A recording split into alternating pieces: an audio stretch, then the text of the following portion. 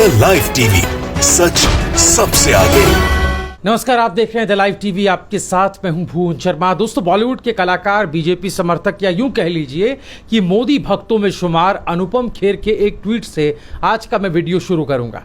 ये ट्वीट हालांकि पुराना है, जिसमें उन्होंने लिखा कि नाराज ना होना कभी ये सोचकर कि काम मेरा और नाम किसी और का हो रहा है।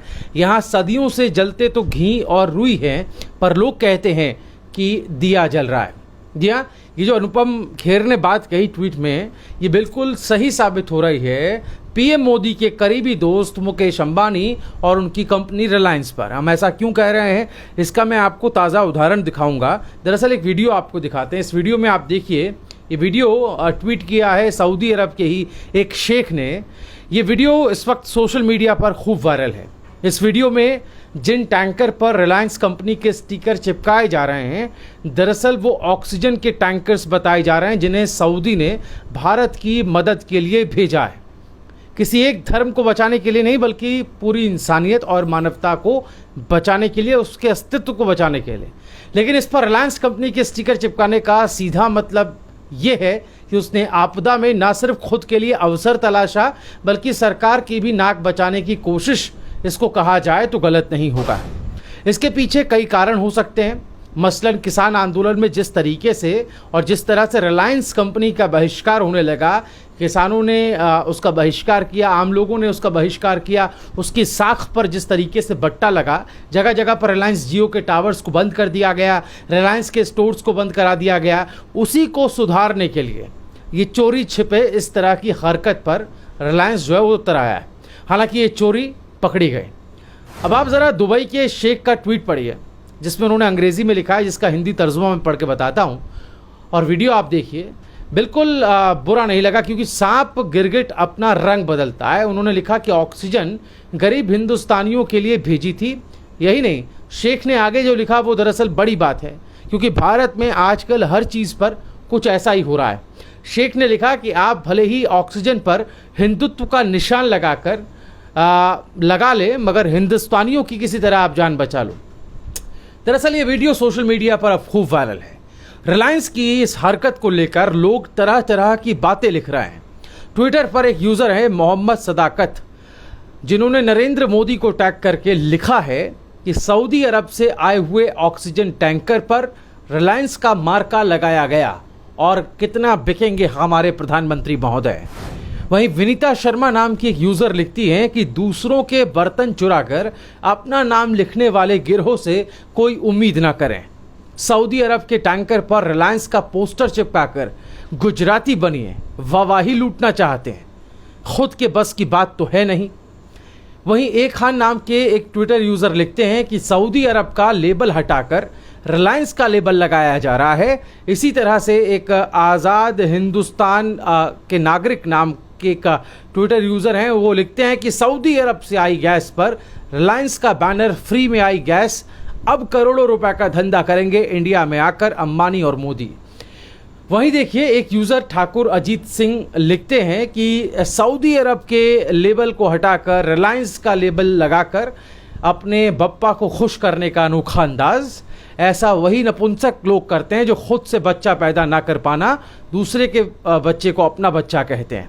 ये तंज कसा है। वहीं एक यूज़र है नवी मोहम्मद सिद्दीकी, वो क्या लिखते हैं, देखिए, वो लिखते हैं कि सऊदी अरब से आई ऑक्सीजन पर रिलायंस का लेबल लगाकर भारत सरकार और यहाँ तक कि भारतीय उद्योगपतियों ने ये साबित कर दिया कि देसी घी के डब्बे में डालडा मिलाकर बेचना अंग्रेज़ों का पुराना रिवाज है।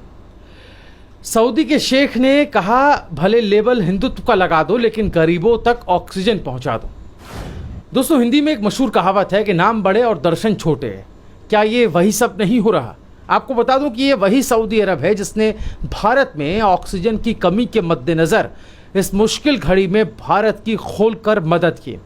भारत में ऑक्सीजन की किल्लत को देखते हुए सऊदी अरब से 80 मीट्रिक टन गैस जो है वो भेजी गई है।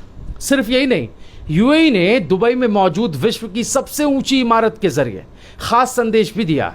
इस इमारत पर भारत के लिए तिरंगा झंडा दिखाया गया। उसके साथ स्टे स्ट्रॉन्ग इंडिया लिखकर कोरोना से मजबूती से लड़ने का भारत को संदेश भी दिया।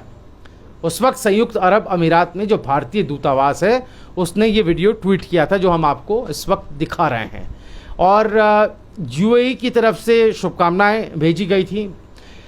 भारतीय दूतावास ने ये वीडियो ट्विटर पर शेयर किया था। बहरहाल ये साफ है कि बनिस्बत दूसरे देशों के इस्लामिक मुल्कों ने भारत की मदद के लिए तुरंत हाथ बढ़ाए और दिल खोलकर मदद की पेशकश भी की और मदद आ भी रही। इस फहरिस्त में कतर और कुवैत भी शामिल हैं जिन्होंने अपना हाथ भारत की तरफ बढ़ाया। कुवैत ने भारत की मदद के लिए कई मेडिकल सामानों की जो है वो सप्लाई की है। वहीं कुवैत ने, मीडिया रिपोर्ट्स की माने तो कुवैत ने 185 metric ton liquid medical oxygen Bharat की मदद के लिए भेजी है। वहीं एक और रिपोर्ट के मुताबिक कुवैत बहुत जल्द 1000 ऑक्सीजन सिलेंडर भी भारत को भेजने वाला है। वहीं कुवैत भारत को ऑक्सीजन कंसंट्रेटर्स भी भेजने जा रहा है। रिपोर्ट की माने तो मदद की पहली खेप जल्द ही भारत भी पहुंच चुकी है। तो दोस्तों ये तो बात कुवैत की है। वहीं बात कतर की करें तो कतर के जो कतर एयरवेज है उसने भारत की मदद करने का ऐलान करते हुए कहा कि वो बिना किसी शुल्क के, बिना किसी फीस के भारत को अलग अलग देशों से मेडिकल सामानों की सप्लाई करेगा। ये बहुत बड़ा स्टेप है। इसी तरह से पड़ोसी मुल्क बांग्लादेश रेमडेसिविर की दवाइयों की सप्लाई भेजने की तैयारी पुरजोर तरीके से कर रहा है। साफ है कि तमाम मुल्क अपने अपने लेवल पर, अपने अपने स्तर पर भारत की मदद कर रहे हैं। जब हमारी सरकारें लोगों की जान बचा पाने में नाकामयाब साबित हो रही हैं, ऐसे वक्त में बाहर से आ रही मदद काबिल तारीफ है। वक्त रहते अगर सही इंतजाम हमने कर लिए होते तो आज ये दिन ना देखना पड़ता। लेकिन फिर भी इन देशों की मदद के बीच इस तरह के नाम बदलने की हरकत करना, स्टिकर चिपकाना या यूं कहें कि चोरी छिपे क्रेडिट ले जाना भारत की विश्व भर में बदनामी ही करेगा। कितना अच्छा होता कि वक्त रहते हमारी हुकूमतें इन सब चीज़ों का बंदोबस्त कर लेती तो हम भी उस स्थिति में होते कि हम दूसरे मुल्कों की इस वक्त मदद कर पाते। लेकिन जो वक्त इन सब इंतजामातों की तरफ ध्यान देने का था, उस वक्त हमारे देश के प्रधान सेवक दवाइयाँ और वैक्सीन दूसरे मुल्कों में बांटकर बड़ा दिखने की कोशिश कर रहे थे, तब जबकि वही चीज़ें भारत के लोगों के लिए कम पड़ गई थी। तो ये कहीं ना कहीं जग जाहिर हुआ, साफ हुआ कि अब जिस तरीके से जिन इस्लामिक देशों को लेकर भारत में और भारत की गोदी मीडिया में तरह तरह की बातें की जाती रही हैं, तरह तरह के इल्ज़ामात उठाए जाते रहे हैं, दुष्प्रचार और प्रोपेगेंडा किया जाता रहा है, अब वही इस्लामिक राष्ट्र, इस्लामिक देश जो हैं वो भारत की मदद के लिए सबसे पहले आगे आए हैं। ना सिर्फ आगे आए हैं बल्कि ये मदद जो है उसकी लगातार पेशकश जो है वो हो रही है, मदद पहुंच भी रही है। और जो इंतज़ामात भारत में नहीं हो सके उन इंतज़ामों को मुहैया कराया इन देशों ने। तो क्या ये बात काबिल तारीफ़ नहीं है? और इन सब के बीच अगर हम उनकी मदद में भी क्रेडिट लेने की कोशिश करने लगेंगे तो क्या ये भारत की इमेज को अंतर्राष्ट्रीय स्तर पर बदनाम नहीं करेगा? क्या ये भारत की इमेज को ख़राब नहीं करेगा? आप एक तरफ कहते हैं कि हम विश्व गुरु बन रहे हैं, दूसरी तरफ क्या इस तरह की हरकतों से हम अपने आप को विश्व गुरु बना पाएंगे? ये अपने आप में एक बड़ा सबूत है, एक बड़ी बात है। आपकी राय क्या है? आप कमेंट में हमें ज़रूर बताएं। द लाइव टीवी, सच सबसे आगे।